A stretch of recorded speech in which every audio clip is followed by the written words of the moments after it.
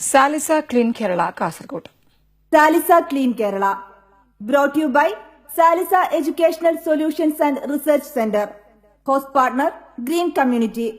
Travel partner Rajab express. Co-sponsored by ക്രസ് floor cleaner. സംശയമേ വേണ്ട, ഫ്ലോർ ക്ലീനർ ക്രസ് തന്നെ മതി. ഇപ്പോൾ ഹൃദ്യമായ വിവിധ സുഗന്ധങ്ങളിൽ.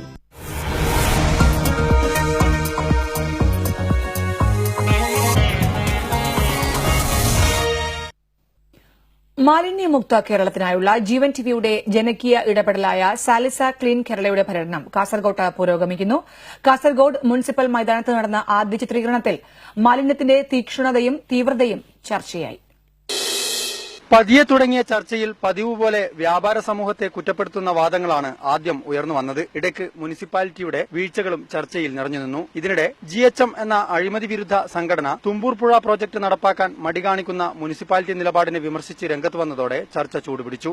മുനിസിപ്പൽ ക്ഷേമകാര്യ standing committee chairman KM Abdul റഹ്മാന്റെ മറുപടി GHM പ്രതിനിധികൾ ചോദ്യം ചെയ്തതോടെ ചർച്ച ബഹളത്തിൽ കലാശിച്ചു. ക്യാരി ബാഗുകൾ 50 മൈക്രോണിന് താഴെയുള്ള ക്യാരി ബാഗുകളിൽ കാസർഗോഡ് നിന്ന് സാധനം വാങ്ങിയില്ല എന്ന് കാസർകോട്ട് ജനങ്ങൾ തീരുമാനിച്ചാൽ പ്ലാസ്റ്റിക് മാലിന്യങ്ങൾ നിർമ്മാർജ്ജനം ചെയ്യുന്ന നഗരസഭയുടെ പദ്ധതി പരിപൂർണമായി വിജയിപ്പിക്കാൻ കഴിയുമെന്ന് ഉറപ്പ് ഞങ്ങൾ നൽകുന്നു. നിരോധിച്ചാലൊന്നും ഇവിടെ പ്ലാസ്റ്റിക് നിന്ന് പോകില്ല. ഒരു GHMന്റെ പദ്ധതിയല്ല, ഇത് ഞങ്ങളുടെ പദ്ധതിയാണ്, കാസർഗോഡ് മുനിസിപ്പാലിറ്റിയുടെ പദ്ധതി. പഴം പൊടിച്ചത് തിന്നത്, അതിൽ പഴം പൊടിച്ചിട്ട് തിന്നതാണ്. ഡസ്റ്റ്ബിൻ പ്രൊജക്ട് കണ്ടിരുന്നോ? അവതാരകൻ ഷൌക്കത്ത് അലി എരോത്തിന്റെ സമയോചിതമായ ഇടപെടൽ രംഗം ശാന്തമാക്കി. ഒടുവിൽ 2017 ജനുവരിയിൽ കാസർഗോഡിനെ പ്ലാസ്റ്റിക് വിമുക്ത നഗരമാക്കുമെന്ന നഗരസഭാ സ്റ്റാൻഡിംഗ് കമ്മിറ്റി ചെയർമാന്റെ ഉറപ്പോടെയാണ് ചർച്ച അവസാനിപ്പിച്ചത്. സാലിസ ക്ലീൻ കേരളയുടെ ചിത്രീകരണം 2 ദിവസം കൂടി കാസർഗോഡ് തുടരും. Jeevan news, Kasaragod.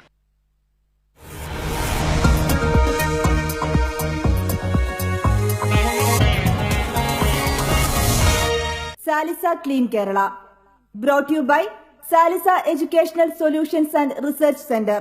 Host partner green community. Travel partner Rajab express.